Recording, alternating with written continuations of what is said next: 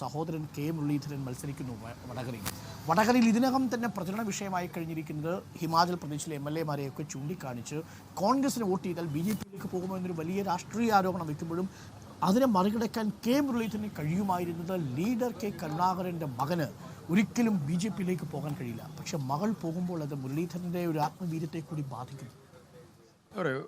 K Muraleedharan ഒരു വലിയ political ഫൈറ്ററാണ്. അദ്ദേഹം ദേശീയ തലത്തിൽ തന്നെ വിവിധ സ്റ്റേറ്റുകളുടെ ചുമതലയ്ക്ക് നേതൃത്വം കൊടുത്ത വ്യക്തിത്വമാണ്.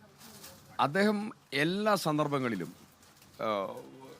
മൈനോറിറ്റിയെ പ്രൊട്ടക്റ്റ് ചെയ്യേണ്ട സമയത്ത് മൈനോറിറ്റിയെ പ്രൊട്ടക്റ്റ് ചെയ്യും, മെജോറിറ്റിയുടെ വിശ്വാസം പ്രൊട്ടക്റ്റ് ചെയ്യേണ്ട സമയത്ത് അതിനുവേണ്ടി ശക്തമായി ഇറങ്ങും. കേരളത്തിലെ ഒരു കോൺഗ്രസിൻ്റെ ഏറ്റവും പ്രധാനപ്പെട്ട സുപ്രധാനമായിട്ടൊരു പൊളിറ്റിക്കൽ ഐക്കണാണ് ശ്രീ കെ മുരളീധരൻ. അദ്ദേഹം ഒരു വൈബ്രൻ്റ് ആയിട്ടുള്ള ഒരു പവർഫുൾ വോയിസും ലീഡർഷിപ്പ് കപ്പാസിറ്റിയും ഉള്ളതായിരിക്കുന്ന വ്യക്തിത്വമാണ്. അദ്ദേഹത്തെ ചിലപ്പോൾ സഹോദരി എന്ന രീതിയിൽ അദ്ദേഹത്തെ മാനസികമായി ഇത് ചെറിയ രീതിയിൽ അദ്ദേഹത്തിന് ഷെയ്ക്ക് ചെയ്യാനുള്ളതായിരിക്കുന്ന സാധ്യത ഞാൻ കാണുന്നു. പക്ഷേ കെ മുരളീധരനിലുള്ളതായിരിക്കുന്ന പോരാട്ട വീര്യവും ആ പോരാട്ട വീര്യം ഒരിക്കൽ പോലും ഈ കാര്യത്തിൽ അദ്ദേഹത്തെ തളർത്തില്ല എന്നുള്ളത് മാത്രമല്ല, പ്രതിസന്ധികൾ ഉണ്ടാകുന്ന സമയത്ത് ഏത് രീതിയിൽ അതിനെ കൈകാര്യം ചെയ്യണം, അത് സ്റ്റേറ്റ്മെൻറ്റ് കൊണ്ട് ഇടപെടൽ കൊണ്ട് അത് ഒരു അന്യാദൃശ്യമായി കാണിച്ചു തന്നതായിരിക്കുന്ന ലീഡർഷിപ്പാണ് ശ്രീ കെ മുരളീധരൻ. അപ്പോൾ മാനസികമായ ഒരുപക്ഷെ സഹോദരി എന്ന നിലയിൽ അല്പം വിഷമം ഉണ്ടായേക്കാമെങ്കിലും ആ പോരാട്ട വീര്യത്തെ തളർത്താൻ കഴിയില്ല എന്നുള്ളത്. ഞാൻ വളരെ പെട്ടെന്ന് തിരിച്ചു വരാം. ഒറ്റ കാര്യം കൂടി ചോദിച്ചാൽ നമുക്ക് ഈ വിഷയം അവസാനിപ്പിച്ച് നമുക്ക് ഈ തെരഞ്ഞെടുപ്പിലേക്കും ബാക്കി കാര്യങ്ങളിലേക്കും വരാം. അതിനു മുമ്പ് ഒരു ചായ കൂടെ കുടിച്ചാലോ?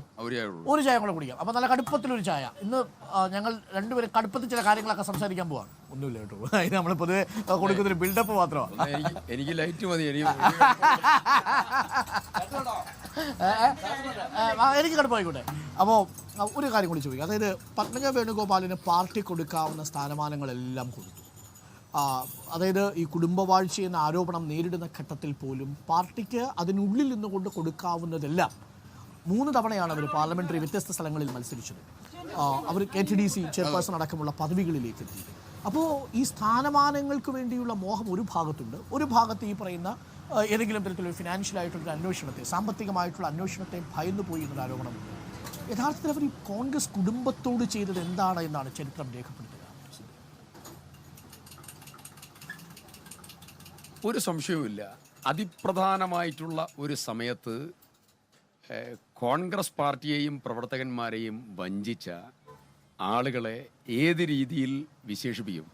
ചരിത്രത്തിൽ ഒരുപാട് ആളുകളുണ്ട് ഇതുപോലെയുള്ളതായിരിക്കുന്ന വലിയ കൊടിയ വഞ്ചന. രാജാവിനെ അതുപോലെ ഭരണകർത്താക്കളെ അതീവ കഠിനമായിട്ടുള്ള സമയത്ത് വഞ്ചിച്ച് പ്രതിയോഗികൾക്ക് ഒറ്റുകൊടുത്തു പോയതായിരിക്കുന്ന ദൈവത്തിൻ്റെ പുത്രന്മാർ മുതൽ രാജാക്കന്മാർ വരെ നമ്മുടെ നാട്ടിലുണ്ട്. യൂദാസിനെ പോലെയുള്ള പ്രവർത്തനങ്ങൾക്ക് നേതൃത്വം കൊടുത്ത ആളുകൾ, അവരെ വിശേഷിപ്പിക്കുക ആ രീതിയിൽ ഒരു സംശയമില്ല. ഒരു കാരണവശാലും പത്മജ വേണുഗോപാൽ ഈ സമയത്ത് പോയത് BJP സാമ്പത്തികം, അവർക്ക് അന്വേഷണ ഏജൻസികൾ, ED ആദായ നികുതി, അനുബന്ധമായിട്ടുള്ള സംവിധാനങ്ങൾ, ഇതെല്ലാം അധികാരം, ഭരണഘടനാ സ്ഥാപനങ്ങൾ ഒരു വലിയതായിരിക്കുന്ന ഫോഴ്സാണ്. അതിനോടാണ് കോൺഗ്രസ് ഏറ്റുമുട്ടുന്നത്, രാഹുൽ ഗാന്ധി ഏറ്റുമുട്ടുന്നത്, രാഹുൽ ഗാന്ധിയുടെ നേതൃത്വത്തിൽ കോൺഗ്രസ് ഏറ്റുമുട്ടുന്നത്. ഈ പോരാട്ടം ഒരു ത്യാഗനിർഭരമായ പോരാട്ടം. ത്യജിക്കുന്നതിൻ്റെയും അതുപോലെ വിഷമമേറിയ ഇപ്പൊ ചിദംബരം ഒരുപാട് ദിവസം ജയിലിൽ കിടന്നല്ലോ, കേസെന്തായി?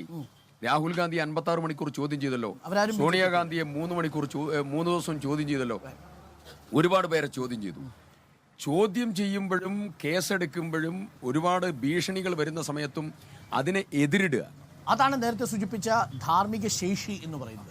ആ ധാർമ്മിക ശേഷി ഇല്ല എന്നുള്ളത് പത്മജ വേണുഗോപാൽ വ്യക്തമാക്കിയിരിക്കുന്നു. ഇന്ന് 11 മണിക്ക് അംഗത്വം എടുക്കുകയാണെങ്കിൽ എന്നുള്ളതാണ്.